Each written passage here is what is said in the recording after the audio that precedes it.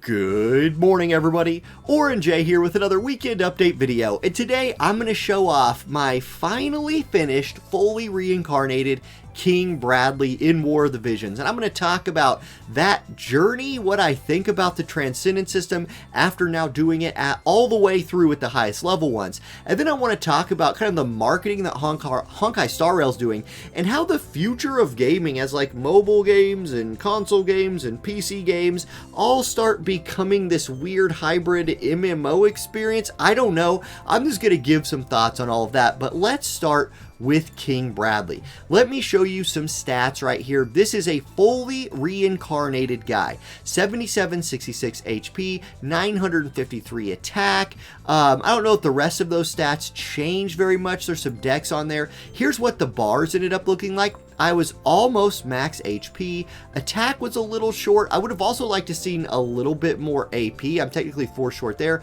but crit maxed out, which I really liked. Dex being max is whatever.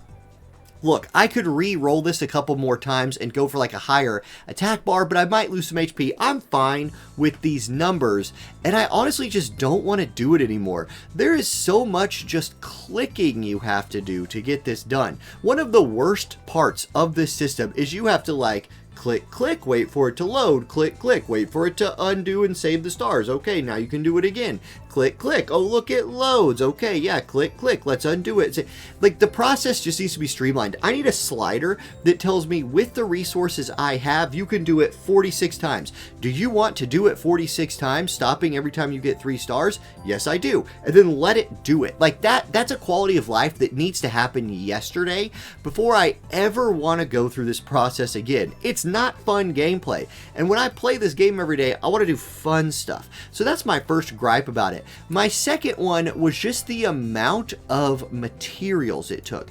Now, reincarnation materials, I knew it was going to take these things, and honestly, for newer units, you're going to be leaning very heavily into the generic mind spheres, because if you've been playing for years and years and years like me, you've probably pulled dupes of like Medina or Engelbert or some unit you don't necessarily care about reincarnating a bunch, and you could just go cash those in for generics.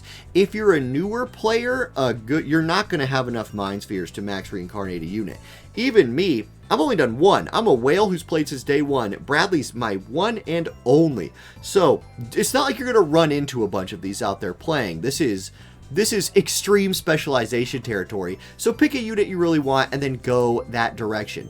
It took, and I should have just added it up. Guys, these things right here, I am out of summoning tickets for Awakening Prisms. I was also cashing in my Mog medals for more of them. And I'm almost out of Fragment of Thought summoning tickets. And I used a ton of them and Mog medals to get those. So it took a boatload of those resources. Also, as you're actually doing the enhance, and I can't show you right now because I can't click the button, but you need those Earth Alchemist statues. You know what I'm talking about? They drop in the highest level of the chambers. Thank goodness it was double drop week this week, because I tried to do this live on stream thinking I could just get whatever elemental materials I needed as I went. And what I ended up running out of, which was just a huge kick in the teeth, because it was not double drop day. There was no way outside of this room to get these things. It's these right here. Oh my gosh. It took thousands of these. Thousands. Like, no joke. It was way more than 1,000 to do what I did. It just took me days. It took me days of background farming and like clearing the raid by doing that room to get enough to max this guy out. So overall, didn't love the experience of max reincarnating a unit. I still don't believe that is the intention of this system. Like, I'm just doing it that way because it makes me feel cool. It makes me feel like I'm really specializing into Earth, which is my element that I want to specialize in. Okay. But it could have been just make it easier. Just make it easier. Trust stones keep getting quality of life updates. Give reincarnation some quality of life. Oh my gosh. Okay, so that's my thoughts on that. But either way, done. King Bradley's ready to go. I can now throw him into some like guild raid teams or guild wars teams, both, everything from now on. And I'm just waiting on Eileen to get that transcendence so I can go through this whole awful process again and be the only person ever in the game that has a max reincarnated Eileen. That'll be my moment. I will have hit peak War of the Visions experience then. Okay, let's switch gears a little bit now, and I want to jump over to Honkai Star Rail for a minute. I'll give you a little count update here. I will be Trailblazer level 49 today. I'm going to run some Simulated Universe here in a minute and cash in for some, the orbs and the chains. I'm going to get some of that stuff. I'll hit 49. I'm so close to Trailblazer level 50 where I can level up all my units 10 more times and really start hitting that gear farm hard. Look, let me tell you about the biggest difference that I've seen, but in the marketing of these games. Honkai Star Rail is doing an amazing job of just pushing itself. They are having YouTubers make weird YouTube videos that they sponsor. They are releasing anime videos. They're releasing gameplay release videos. The amount of stuff they're putting out just builds up hype. And I wish that games like War of the Visions, which is a genuinely awesome game, could come up with some more hype videos to just push it. I think there's people out there that would genuinely enjoy playing War of the Visions but have probably never heard of it. And I would like them to reach a broader audience. And maybe this is too late for WoTV, right?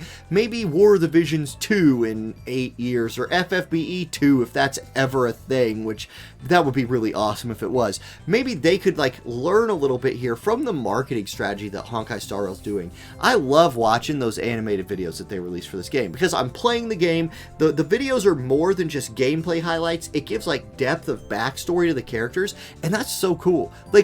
It makes me feel more a part of the world, and yeah, that's awesome. Also, I want to talk about just how I feel about how mobile games, PC games, and console games are all sort of becoming the same thing. I don't know. Look, I don't know if that's good or bad, but I do know that it's happening. Honkai Star Rail, for example, you can play on console, PC. Well, you can play on console soon. It's not out yet, but PlayStation here in a little bit. PC and phone, and it runs pretty good on PC and phone. I'm sure it'll run fine on a PS5. And I'm not sure that's great for gaming because the monetization model of phone games is going to be the dominant one. I remember when League of Legends was making all of its money just as a free-to-play game, and I remember seeing that they were Riot Games was the highest grossing game company in the world. And I was how is that even possible? You don't have to pay for this game. And then I realized that I'd spent $350 on skins in the first couple of years, and I was oh, yeah, they got me.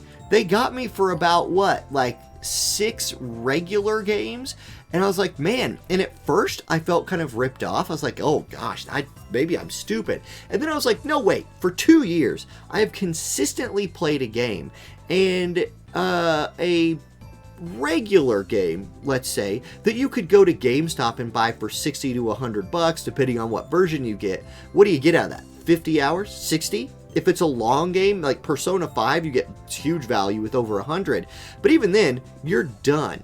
And since it's not a continuing service game, you've beat it, you could replay the game again with a New Game Plus feature, and maybe someday they'll release some DLC, but it's way in the future, and you just shelf the game for a while, and after that couple 100 hours, maybe if you replay it, you're done, and it's usually more 50.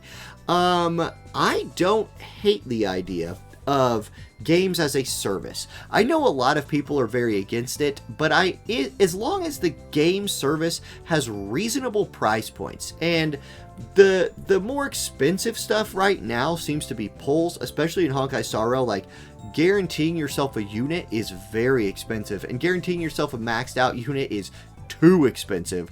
But the battle pass thing that's every 60 days or 50 days, I can't remember, it's $10, and it gives you so much stuff that lets you play this game. $10 every couple of months is beyond reasonable. It is insanely reasonable. And then the daily, it would be called Fountain in FFBE, right, where it's just giving you premium currency every day. Again, that's 10 more bucks or something. Absolutely do those. And so I don't hate the subscription kind of model that is battle passes, but when you start adding it all up, especially if there's cosmetics you can pay for, eventually I do think that that model of payment system is going to catch some people who are basic console gamers, right? Who've never experienced a gacha game or a phone game.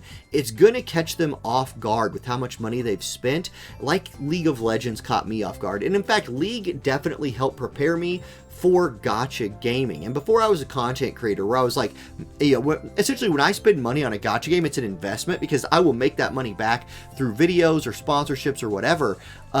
Before that, I really had to go find the money I was spending in my gacha games and be more smart with it. And I know that some people do not have like that level of control. And in that case, like, their baser instincts are being preyed upon a little bit. And so I don't know that I love that direction, but it is definitely the direction that we are going in. You can even see it in games like Call of Duty, right? Like, I don't know. I don't know if it's ever going to change.